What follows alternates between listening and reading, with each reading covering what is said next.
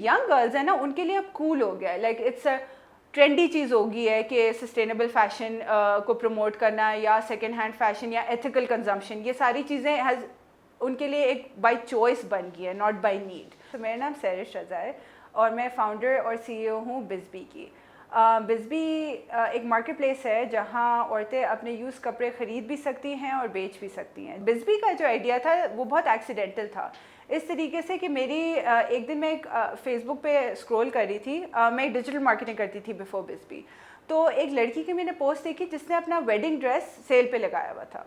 अब वो आइडिया मुझे इतना अच्छा लगा कि हाउ स्मार्ट इट इज़ कि आप एक शादी वाला जोड़ा एक दिन पहनते हो, लाखों स्पेंड करते हो और फिर वो आपका जोड़ा ज़ाया जाता है। तो और मुझे हमेशा लगता था कि लोगों की मतलब बचपन से यही सुना था, औरतों को बहुत इमोशनल अटैचमेंट होती है अपने ब्राइडल जोड़े से। So I never in my wildest imagination thought कि कोई बेचने को तैयार होगा।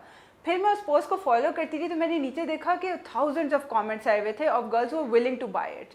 सो that's why the idea hit me. मैंने फिर गूगल किया कि कोई ऐसी ई कॉमर्स प्लेटफॉर्म है जहाँ पे एक ही मुझे प्लेटफॉर्म के अंडर बहुत सारे प्री लव कपड़े मिल जाएं, क्योंकि उस वक्त मेरी भी शादी हो रही थी तो I was actually considering buying second hand, but to my surprise कोई भी ऐसा प्लेटफॉर्म नहीं था।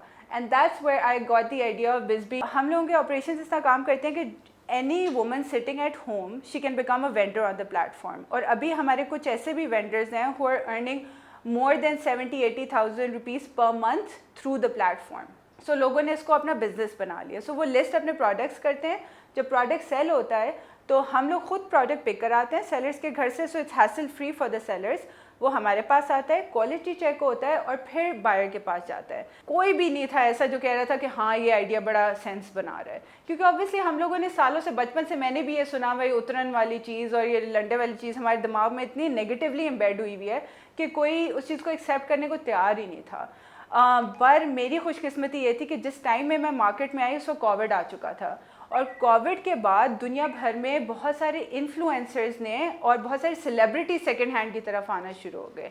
अब आपको पता है कि हमारी जो यूथ है वो बहुत हाईली इन्फ्लुएंस्ड है बाय द वेस्ट। तो जब ये होना शुरू हुआ तो मैंने नोटिस किया कि जो 35 से 18 से 35 की औरतें हैं उन लोगों के लिए सेकंड हैंड पहनना फिर भी एक्सेप्टेबल हो गया। अभी भी अगर मैं 35 अबव किसी लेडी से बात करती हूँ ना, वो कभी भी इस कॉन्सेप्ट पे नहीं आती। इस पे एक और मुझे बड़ी तनकीद आई थी कि लोग कहते हैं कि हम लोग डोनेट कर देते हैं तो आप पैसे कमा रही हैं इससे। तो मैंने उनको ये कहा कि आप फॉर एग्ज़ाम्पल एक ज़ारा शाहजहान है जो कि 20,000 रुपये का, ठीक है, एक ज़ारा शाहजहान आप एक मासी को दे रहे हैं, उसने किसी किटी पार्टी में नहीं जाना, उसके लिए वो क्या वर्थ है 20,000 की। मैं उनको ये कहती हूँ कि वो कपड़ा बेचें, वो पैसे उसको दे दें, which will be more valuable for her. तो इस वजह से मैं लोगों को सिर्फ एजुकेट करना, आई फील मेरा 3 साल का journey was just educating them. और जो अगली जर्नी है वो मुझे लग रहा है आसान है, क्योंकि अब लोगों को खुद एक्सेप्टेबिलिटी और वो खुद लॉजिक समझ आना शुरू हो गई है।